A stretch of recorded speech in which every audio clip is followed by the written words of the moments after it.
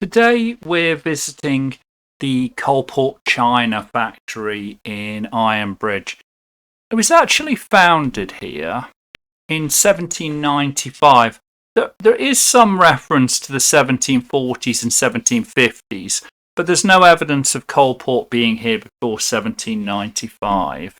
And there was actually another china works on the same site, or at least pottery. And there's a smuggler's kiln, which we'll see in a little while. So Coalport started here. There's a very nice exhibition explaining different types of pottery from different periods. There's some pottery from Buildwas Abbey, which is just down the river from here. And some domestic shards here that have been found. You can see it's patterned slipware. That's probably a little bit pre-Coalport, but not very much. And then some nice cane ware. This is where you're getting into moulding, Prattware. Gretna Green jugs. They were very popular because people would run away to Gretna Green to get married because the more relaxed laws about getting married in Scotland. And they'd buy a jug to commemorate it. These are various pieces from mainly 1790s through to about 1850s. Here's the River Severn. You can see why this site was chosen. It is a very strong river though. You can't really see it on a camera, but the flow is not insubstantial. And you do get quite big floods as well, so they're high enough to be above those. But it's not unheard of to get 15 or 17 feet of flood. There's a good explanation here of various clay industries in the Ironbridge Gorge. Because as well as Coalport, there was Moors, which is now long gone. There was Jackfield Tile Museum. So Jackfield Tiles there. There's a pipe museum because they made pipes. There's some saggers. Quite good explanation of saggers here. We'll cover that in a little while. A beautiful vase here. You can see how ornate Coalport was at times. I'd say positioning wise, Coalport was between everyday wear and sort of Wedgwood quality. And as a result, they probably got squeezed out as people's habits changed. Most of us, we'll have a grandmother who would have had a piece of Coalport, maybe a tea service. Very good at tea services, not really much in the way of dinner services. I'd say that's the sort of split. But some beautiful pieces here. So Coalport was found here in 1795. Stayed here all the way through to 1926 when it was sold to Colden Pottery. And then Colden Pottery was sold to Wedgwood in, I think, the 50s. And they actually, 56, they had a purpose-built factory for Coalport at Barlaston, near to where we visited the Wedgwood V&A collection, and where Wedgwood's official factory is still today.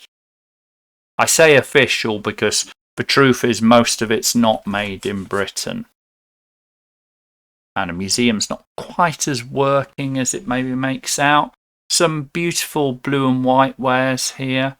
And you see a lot of cream wares, blue and white. Some nice willow patterns here. I know I certainly had a dinner plate like that when I was a kid. Special occasions with the willow pattern.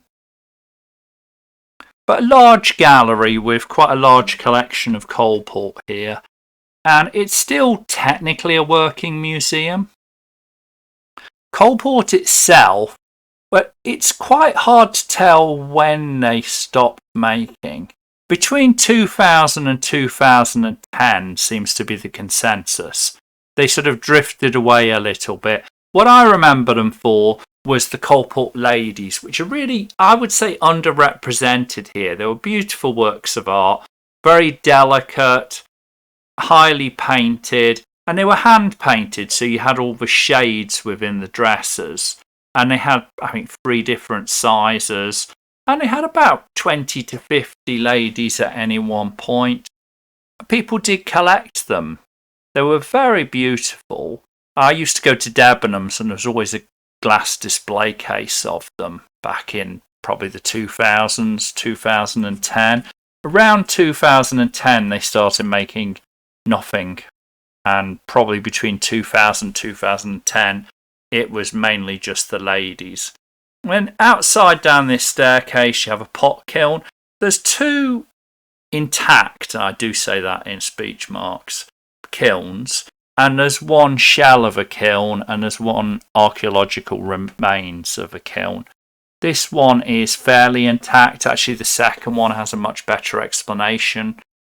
But to heat and fire clay, because you have to biscuit glaze it at about 1200 degrees to make it hard, and then you decorate and glaze it to give it that smooth feel, and you fire it at 1040 degrees.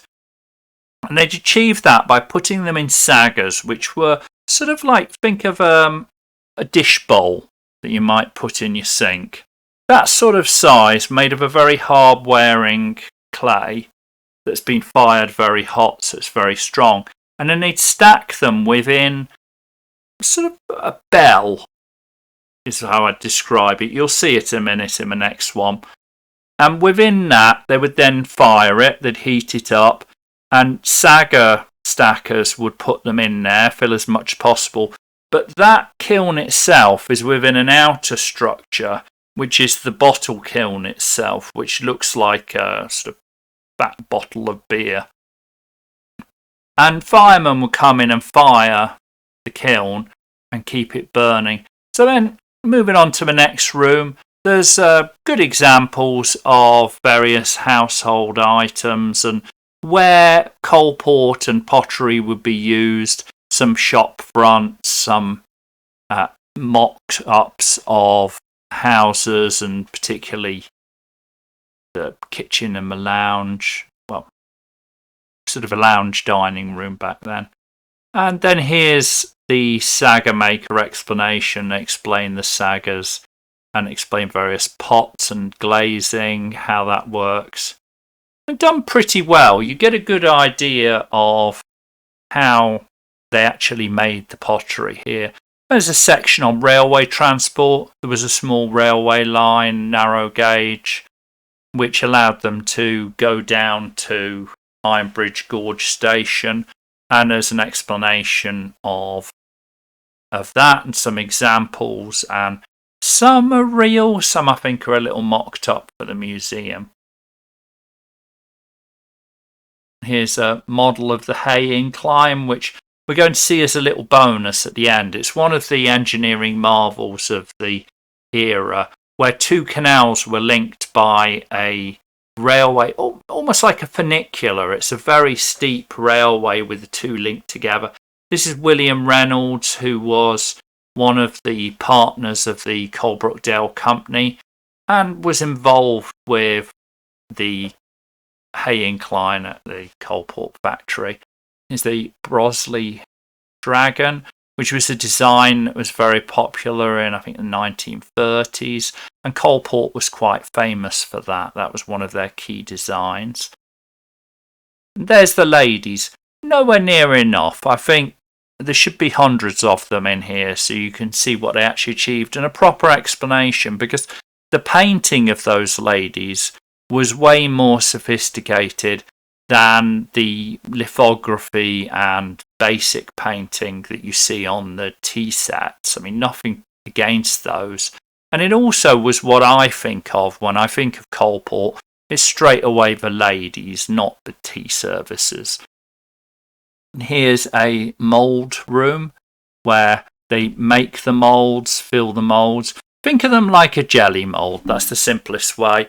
And you have the form. You then join the two sides together, inject clay into it, and that dries to form the shape.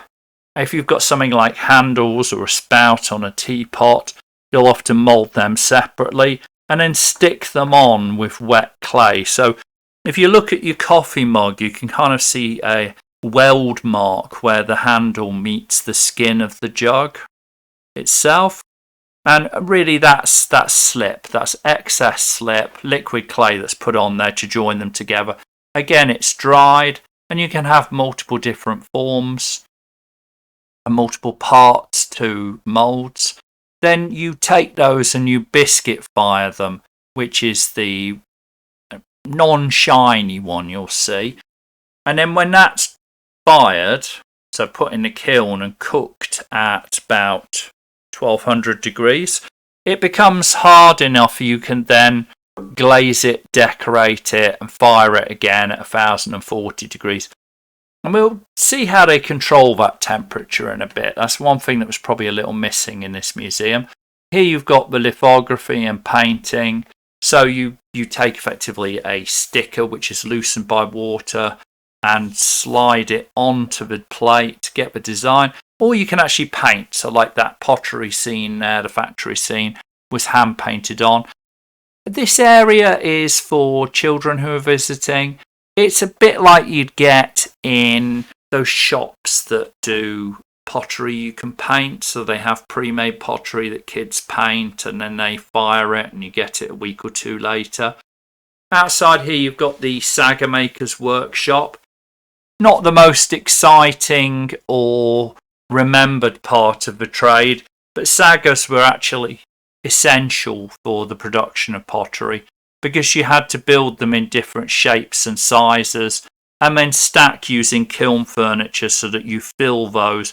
Almost like if you're moving house, you fill a box and you fill it so that the things don't break inside when it's moved.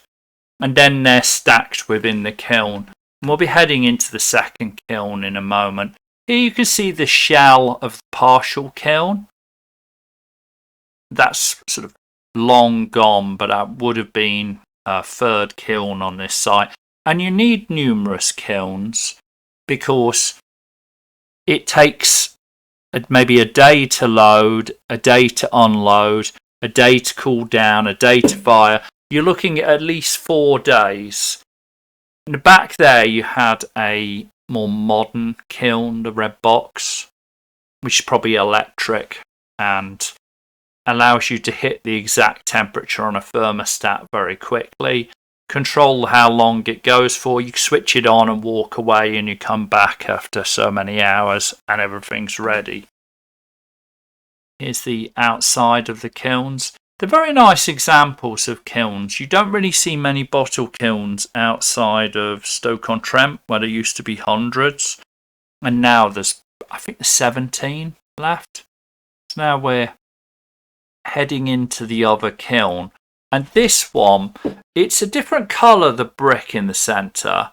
But that doesn't necessarily mean it's fake, because they used different types of brick. You had exterior walls were built out of an industrial brick, but the ones in the middle were burnt fire brick. So it's brick that can take very high temperatures and therefore it has a different colour to it. You can see how it's held together with these bands. The actual kiln is that central piece. The outer wall, it's the kiln, but it's not where the actual firing takes place. The firing takes place inside of here, and it's strategically built to hold the temperature in. It has those airflow holes at the side. You can pull bricks out and put them back in to control the amount of air. Think like if you've got one of those burn barrels and you have holes at the bottom of a burn barrel so that air can come in and can keep the temperature up. They also had side metal doors, which we'll see in a second, that you could open like a fire grate, and you could add more material to burn, more probably coal in this case. But it's a beautiful example of one inside. I think the only one I've seen that's so well preserved is the Gladstone Pottery Museum, which sadly it's only open 5 months a year now. You can see it more on TV shows. But you can still go about 5 months a year. They just don't have the money to keep it open all the time because it's run by the council. And here they've cut through the skin so you can see the structure of it and you can see the sagas inside. Sagas would have been stacked higher than that, and the positioning and way in which they're stacked to maximise and also to spread the heat evenly around the structure was actually quite a skill. So sagas were a respected trade. And here they put some lights on to show you where it's firing. But it would have been about 1040 to 1200 degrees inside of there. And outside, still I'm sure would have been very, very hot. And the fireman would have to keep that fire burning throughout the process and come in and control it.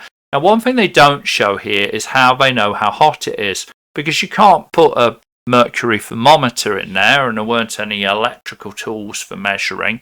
So what they had to do was use pieces of pottery that would change their colour and texture at certain temperatures. So they were looking at those, they'd place them just inside, and there'd be a few around the holes in the kiln, and then they'd look at them and they'd monitor, because you want a very even temperature. Think if you're cooking a chicken, if you want it at 200 degrees, you want it at 200 degrees. If you want 180, you want 180 all the time. If you were to put the chicken up to 230, you'd cook it quicker, right? But how quickly? And would you overdo it? And glaze, if you get glaze too hot, it can bubble, and then the whole product is completely useless. So it's very important that you get the right temperature the whole way through. And here you've got some more examples, some beautiful examples of Coalport. It certainly does them proud, apart from, as I said, the ladies. There definitely should have been more of those. A lot of commemorative pieces. And you can see some very ornate, very beautiful pieces. I wouldn't want them in my house. It wouldn't fit a modern house. But it feels like the Victorian era. And certainly Coalport were a very striking pottery maker. They've just died out as a brand now, which is kind of sad. I think it's still owned by the Wedgwood Group, so they could still use the name if they wanted to. But people just don't have that taste to have fine china. I think the ones that survived were the Denbys of this world, who are very strong wearing, perfect for every day, and still have a nice design to them, and the Wedgwoods of this world. This is a famous, I guess you'd call it a vase. It was made in commemoration of a ferry disaster where some of the Coalport workers died. That's quite a sweet piece. Here's the last few items in the collection. Certainly a large collection, and gave me more appreciation of Coalport, who I've always kind of thought of as the ladies, Coalport ladies, rather than the actual tea services, where I'd think more of Spode for this sort of design, or for this probably Royal Crown Derby, similar kind of design to some of them, a little bit less gold. But very nice museum, and I hope you enjoyed it. Actually, as a little bonus, we're going to head half a mile down the Coalport Canal. And it's not actually the Coalport Canal, it's the Coalport Branch, it's called. And it runs from the Coalport factory to this dead end. Now, it can't go any further, or it would go down into the river, which is just behind that wall there.